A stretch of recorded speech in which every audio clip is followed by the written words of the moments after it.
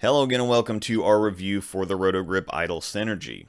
Once again, typical test layout for Angel at 5 by 3.5 by 2.5. That'll never change. Side note here, Angel's positive access point has changed a little, so if you noticed in videos before where I've said 5 by 3.5 by 3.5, her PAP change has taken her pin buffer down a little, which makes the ball reaction quicker, which I think is quite noticeable on recent videos. Anyway, Idle Synergy features E-Trax Hybrid and the Symmetric Icon Core coming in at a 249 RG and 052 differential in 15 pounds. I've mentioned before that each New Year's iteration of all Roto's cover formulas have continued to get quite a bit stronger annually. Now, according to Chris Schlemmer, Roto's brand manager, they were going for a more balanced approach with this particular version, which is simply called E-Trax.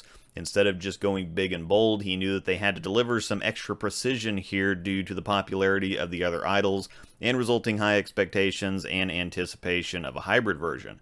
Roto has come to be known for the big and the bold. That's how we got something like an idol in the first place. But with a precedent already set and a clearer or more defined goal in mind, the idle synergy needed to be for Roto what the Phase 3 was for Storm. E-Trax is a really clean and responsive formula, and for Angel on the fresh house shot with the factory gloss, it was a little over-under, to be perfectly honest. Typically, E-Trax needs about 20 to 30 games for the cover to settle and break in. Remember my baseball glove analogy from a recent video. Until the ball develops a track and gets some use on it, it may be pretty out of the box, but it needs to be broken in before you find out what you really have. This is par for the course for this cover formula though, so we didn't see anything unexpected here. The Idle Pearl felt very similar. Now, in a comparison to the Idle Pearl, the synergy is actually longer and quicker, but is unmistakably a shiny idol. The overall ball roll and look on the lanes is very similar. I have the same read, which we'll see here in a minute.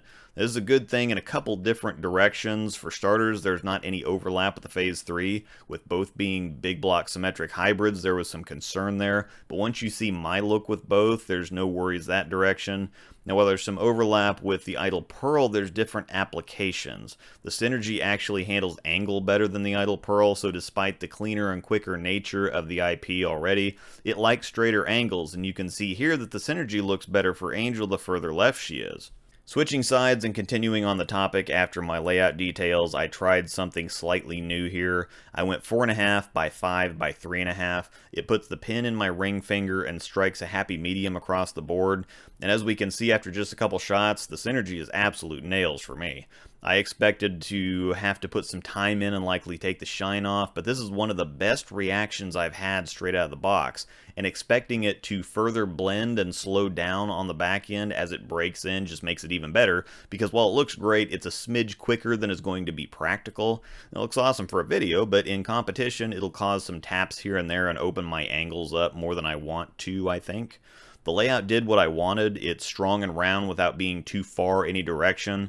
The core naturally wants to be a little bit straighter, but the synergy is very continuous, and that got achieved without it being too early at the same time. I get a very strong back-end reaction, but without it being quick or jerky, and I get a reasonable amount of length without it wanting to wiggle or miss the spot. Taking a look at the Phase 3, it's just stronger overall, but with a generally similar look. The cover formula on the Phase 3 is stronger, so it's both earlier and a handful of boards stronger, but still delivers on the back end. The delta here is going to be that the P3 is just too much ball sometimes, and when you want a similar look but in a weaker package, we didn't quite have anything that fit that bill too well until now. The trend handles angle well, but it can be too far of a step down, and the Idle Pearl prefers straighter angles. The synergy seems to like to boom like the P3, it's just not quite as strong, so rather than being competition or overlap, running these two in tandem could be pretty filthy. The Idle Synergy releases on Black Friday, November 27th with the RSTX1, and going along with my new rated series, I give the Idle Synergy a 6 on hook potential, a 7 on length, and an 8 on back end strength.